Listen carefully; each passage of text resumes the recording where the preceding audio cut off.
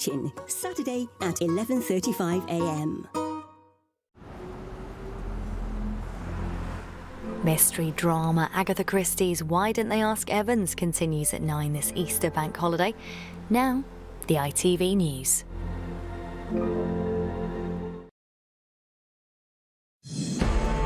Stay out of hospital if you can. The public told to avoid risky behaviour while junior doctors are on strike.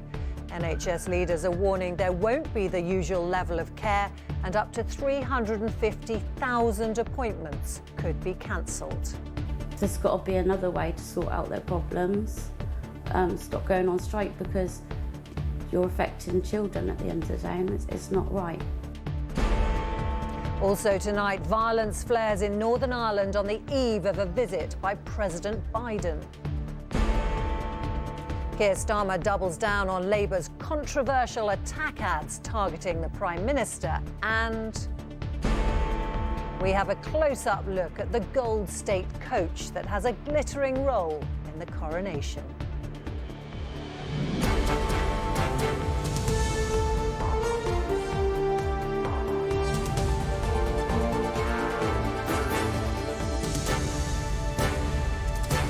This is ITV News with Romilly Weeks.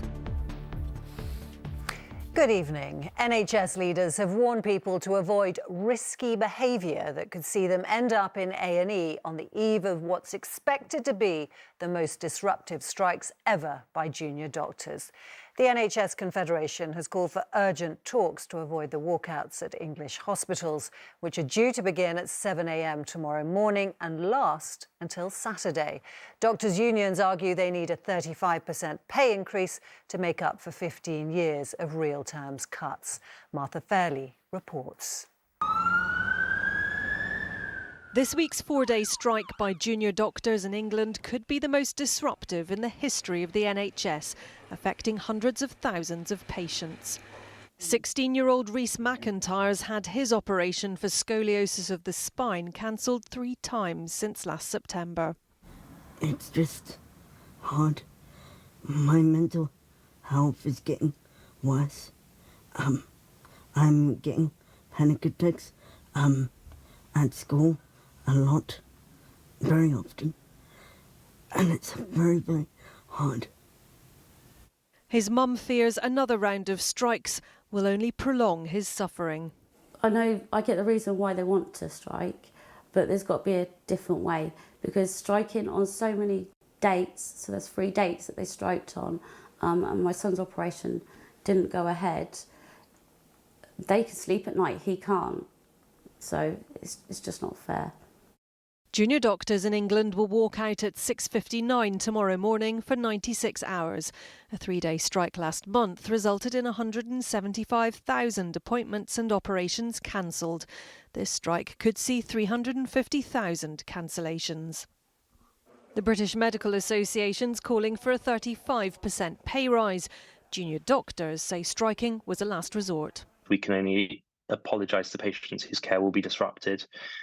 But over the long term, what we've seen is year upon year, things getting worse and worse. And we know that it's only going to go in one direction if we don't take a stand like this at the moment.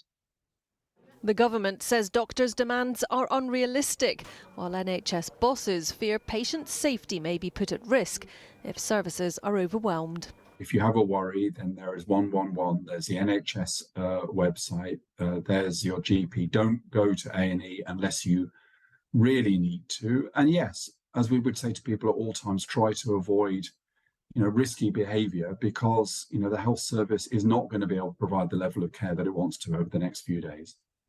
With the government and junior doctors' unions giving no ground in this dispute, both sides are being urged to turn to the conciliation service ACAS to avoid further strikes, putting even more pressure on the NHS. Martha Fairley, ITV News. Police in Northern Ireland have appealed for calm after petrol bombs were thrown at a police van in Londonderry. It comes on the 25th anniversary of the Good Friday Agreement and on the eve of a visit by President Biden to Belfast. Earlier, Rishi Sunak called for a swift return of the power-sharing assembly at Stormont, praising the bravery and compromise shown by the leaders who secured that peace deal. Our senior international correspondent John Irvine reports. There was a lot of Northern Ireland's history marked today. These are Protestant apprentice boys of Derry marching in mid-Ulster to commemorate the defence of the city in 1689. Before the Good Friday Agreement, such parades could lead to trouble. This took place in a constituency that has a Sinn Féin MP. But peace has cooled things down and there's a lot more compromise about these days.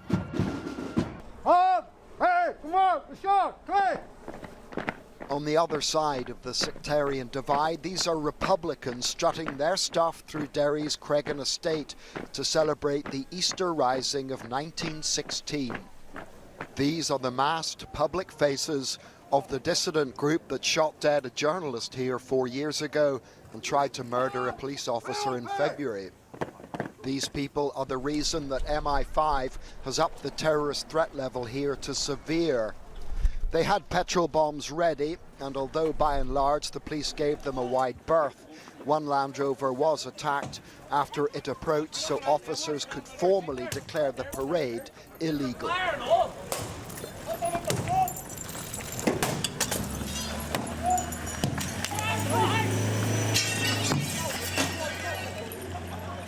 Later, their march took them to a cemetery where they honoured dead IRA members of the past. Afterwards, they retrieved more petrol bombs and went looking for trouble, which the police denied them by backing off completely. They took out their frustration by setting up small, burning barricades. If today was some sort of barometer regarding the support enjoyed by Republican dissidents, well, the numbers were small and they'll be disappointed. But groups like the new IRA remain dangerous, and the Police Service of Northern Ireland is greatly concerned about the potential for a terrorist attack this week. The rigmarole is almost complete ahead of President Biden's expected arrival in Belfast tomorrow. He's visiting a province that over the last 25 years has come on leaps and bounds, but isn't yet entirely at peace with itself. John Irvine, ITV News, Northern Ireland. As John was saying, President Biden is due to arrive in Belfast tomorrow evening. Carl Dinnan is at Stormont tonight. Carl, with the political process still suspended, that's one place the president seems to be avoiding. Yeah, that's right, Romilly. And I suppose in one sense, why would President Biden want to come and be linked to an assembly that isn't sitting? I think also, though, there's a political reality, which is that he is a president so associated with nationalism that he is not going to be the man who can persuade unionists to go back into government here, although some unionists I've spoken to do think he could try a bit harder to show that he understands their perspective. He's only going to be in Northern Ireland for just under 24 hours before heading to the Republic of Ireland for a longer visit, which shows, I suppose, that his priority really is American voters, many of whom identify as Irish Americans. But this is still a presidential visit to Northern Ireland, and the reason it is happening at all is to commemorate this document, the Good Friday Agreement, signed 25 years ago today. The document that cemented the peace here and that ensured that even when there is political deadlock, as we have at the moment, it is dealt with politically, and that the sort of street violence that John Irvine has just been reporting on has never in those 25 years managed to spark a wider conflict of the sort that we knew here for so long. Right, Carl at Stormont, thank you. Labour leader Sir Keir Starmer has doubled down on his party's attack adverts against the Prime Minister, saying he will make absolutely zero apologies for being blunt.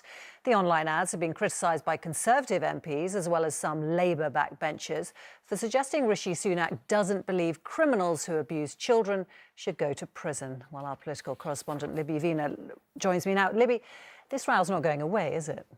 No, well, there are people in the Labour Party who are uneasy about these very personal attacks on the Prime Minister, but it seems that Keir Starmer isn't one of them. He penned an article in the Daily Mail today in which he says, "I make absolutely zero apologies for being blunt about this. I stand by every word Labour has said on the subject, no matter how squeamish it might make some feel.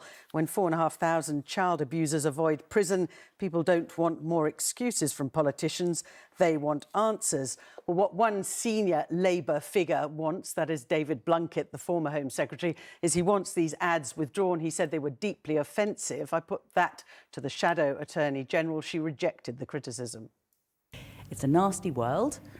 But what we're doing is playing nasty is now the Labour Party's policy. No. We're not just throwing abuse around, which is the way in which, David Blunkett does know politics can descend to sometimes.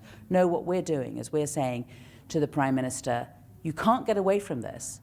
You are Prime Minister. You are ultimately responsible for the criminal justice system, and that's what we're saying.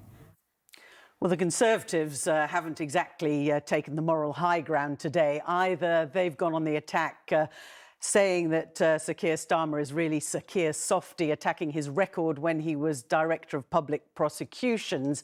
I think where Labour are on this is that they believe that while some people may be put off by all this name-calling, they think that drawing attention to the government's record on law and order will play to their advantage.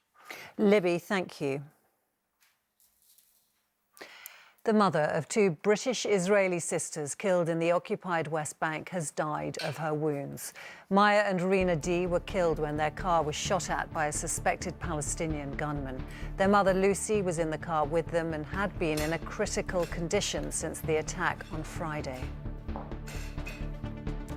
The Dalai Lama's apologised after a video of him briefly kissing a young boy on the lips went viral. The Tibetan spiritual leader could be heard asking the boy to suck his tongue. The incident happened at a public gathering in India in February. The apology says the interaction was innocent and meant to be playful. Joe Biden appears to have confirmed he'll run for re-election in next year's presidential election. Speaking at the White House's annual Easter egg roll, Biden told NBC's Al Roker he's made a decision but isn't ready to make an official announcement. Are you saying that you would be taking part in our upcoming election in 2024? Well, I'll either be rolling an egg or being the guy who's pushing them out. Come on, help a brother out. Make some news for me. No. Well, I plan on running now, but we're not prepared to announce it yet. Buckingham Palace has confirmed that King Charles's coronation procession will only be around a fifth of the length of the route his mother took after she was crowned. The King will break with tradition by using the iconic gold state coach for only one leg of the journey from Westminster Abbey. Lizzie Robinson reports. Weighing 4 tons and standing at 3.5 metres tall, the gold state coach. It has been at the heart of every coronation procession since 1831 and will return to the streets of London next month, carrying the King and Queen Consort from Westminster Abbey to Buckingham Palace following the coronation ceremony. It's deliberately made this large so that people can see the sovereign travelling in state and state processions. Because of this, it's only used at a walking pace. The carriage might be impressive in size, but it did not impress the late Queen Elizabeth for its comfort. She recalled the journey for her own coronation procession in it as horrible. For this coronation, it will only travel on one leg of the journey, with Charles and Camilla using the more modern Diamond Jubilee state coach for the other. They will set off from Buckingham Palace in that Diamond Jubilee state coach, travel along the Mall, through Admiralty Arch, along the south side of Trafalgar Square, down Whitehall, and then along Parliament Street. The procession will then travel round Parliament Square, arriving at Westminster Abbey, where the service will begin at 11 a.m. Following the ceremony, the King and Queen Consort will return to Buckingham Palace along the same route. And following the Gold State coach for that journey will be Martin Oates, there to apply the brakes. My great-grandfather started here in 1914 and he was here for George VI's coronation. And you're walking down the Mall, and when you're part of it, you do think of all the family members that have been part of it. And for the King too, he will be following in his family's footsteps on an historic day that is now just a month away. Lizzie Robinson, ITV News. And that is all for now. I will be back with the late news at 10:15. Until then, good evening.